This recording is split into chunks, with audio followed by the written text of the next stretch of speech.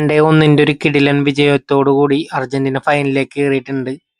മെസ്സിയുടെ ആ ഒരു കരിയർ എൻഡിങ് ആള് കിടിലനാക്കിക്കൊണ്ടിരിക്കുന്നതിന് ഫാൻസിന് അത്രയും പുള്ളി എക്സൈറ്റഡ് ആക്കുന്നുണ്ട്. കിങ് ഹാസ് അറൈവ്ഡ് എന്ന് വേണമെങ്കിൽ പറയാം. ആൾ ആ ഒരു രണ്ടാമത്തെ ട്രോഫി നേടോ അതോ യമാൽ അടിക്കോ എന്നറിയില്ല. എന്തായാലും ഒരു ബാഴ്സ പോരാട്ടമായിരിക്കും. Young Messi versus today Messi എന്ന് വേണമെങ്കിൽ പറയാം.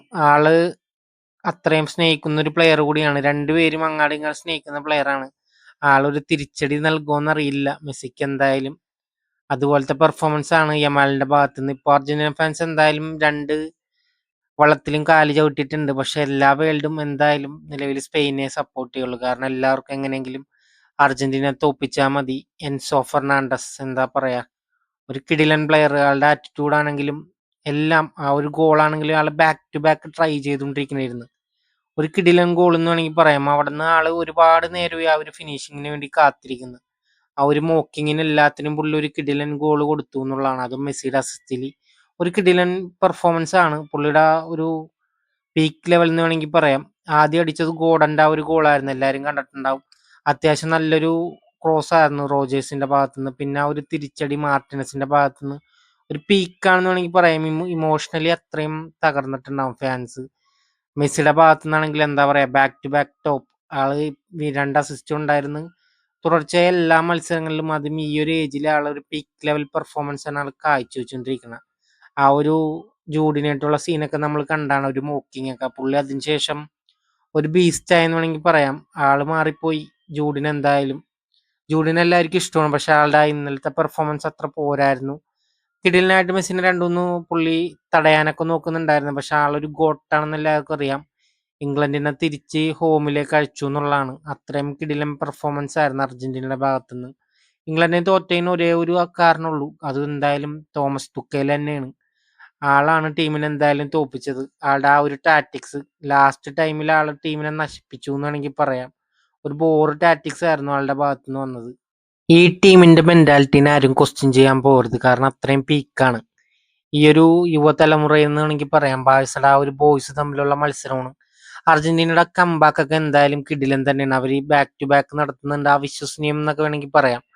അത്രയും കിടിലൻ പെർഫോമൻസ് ആണ്. പിന്നെ ഇവിടെ ചില എന്താ പറയാ, വൃത്തികെട്ട ആൾക്കാരുടെ കുറെ മോക്കിങ്ങും കാര്യങ്ങളൊക്കെ ഉണ്ടായിരുന്നു. അതെല്ലാം കഴിഞ്ഞു എന്നുള്ളതാണ്.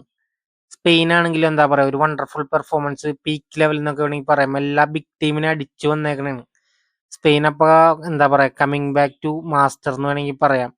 അപ്പൊ നിലവിലെ ഫോം എടുത്ത് നോക്കിക്കഴിഞ്ഞാൽ എന്തായാലും സ്പെയിനും ഗുണം ചെയ്യും. ഒരു പീക്ക് ലെവൽ ഫൈനൽ ആയിരിക്കും എന്തായാലും എല്ലാവരും എക്സ്പെക്ട് ചെയ്യണത്. അങ്ങനെ എംബാപ്പനെ അടിച്ചിട്ടാണ് നിലവിൽ സ്പെയിൻ കയറി വന്നേക്കണത്. എംബാപ്പനെ കൊന്നു എന്ന് വേണമെങ്കിൽ പറയാം. യമാൽ ഓൾറെഡി എപ്പോഴും പറയാറുള്ള പോലെ തന്നെ പറഞ്ഞായിരുന്നു, അവരാണ് ഏറ്റവും വലിയ ടീമെന്ന്. ആൾ അത്രയും മോക്ക് ചെയ്തിട്ടുണ്ട്, വിജയിച്ചിട്ടുണ്ട്. അതുപോലെ തന്നെ റോഡ്രി, ആളെല്ലാവരും പൂട്ടി എന്നുള്ളതാണ്. ഒരു ഗെയിം ആൾ അങ്ങനെ തന്നെ കൺട്രോൾ ചെയ്ത് സ്പെയിന് നല്ലൊരു വിജയം നേടിക്കൊടുത്തിട്ടുണ്ട്.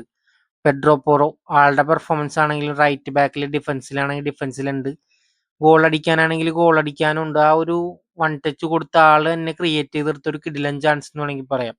ഒരു വണ്ടർഫുൾ മൂവ്മെന്റും പുള്ളിക്ക് പറ്റിയൊരു ഗോളായിരുന്നു. പുള്ളി അത്യാവശ്യം പൂട്ടുകയും ചെയ്തിട്ടുണ്ട്, പ്ലേയേഴ്സിനെല്ലാം വിട്ടിട്ടുമില്ല. അപ്പൊ എംബാപ്പക്ക് എന്തായാലും അടുത്തൊരു ലോസ് കൂടി കിട്ടിയിട്ടുണ്ട്. ആള് കഴിഞ്ഞ കൊല്ലവും തോറ്റു. ഈ ഒരു ഫ്രണ്ട് ത്രീ എല്ലാവരായിട്ടും തിളങ്ങണാണ്. പക്ഷെ ഈ ഒരു കളി മാത്രം അവർക്കത് സാധിച്ചില്ല എന്നുള്ളതാണ്. അപ്പൊ ബാക്ക് ടു ബാക്ക് യമാൽ എന്തായാലും എംബാപ്പിനെ ഓൺ ചെയ്തിട്ടുണ്ട്. ആളൊരു ജോക്കറാക്കി മാറ്റി എന്ന് വേണമെങ്കിൽ പറയാം. എംബാപ്പിനെ അത്രയും തടഞ്ഞിട്ടുണ്ട്. കുബാർസി ആണെങ്കിലും ആളെ കൊണ്ട് ഒന്നും ചെയ്യാൻ പറ്റുന്നുണ്ടായിരുന്നില്ല. അത്രയും കിടിലിനായിട്ട് തന്നെ പൂട്ടി വെച്ചിട്ടുണ്ടായിരുന്നു. റോഡ്രിയുടെ പെർഫോമൻസ് ആണെങ്കിലും എടുത്തു പറയണം. ആളുടെ ആ ഒരു, ആളെല്ലാരെയും പൂട്ടി എന്ന് വേണമെങ്കിൽ പറയാം. ആ ഒരു മിഡ്ഫീൽഡ് എന്തായാലും പ്രൈം തന്നെയാണ്. ഒരു കിടിലൻ മിഡ്ഫീൽഡ് ആണെന്ന് വേണമെങ്കിൽ പറയാം. കുക്കുറേയ ആളാണെങ്കിലും ഒരു master class performance back to back തന്നെ ഉണ്ട്.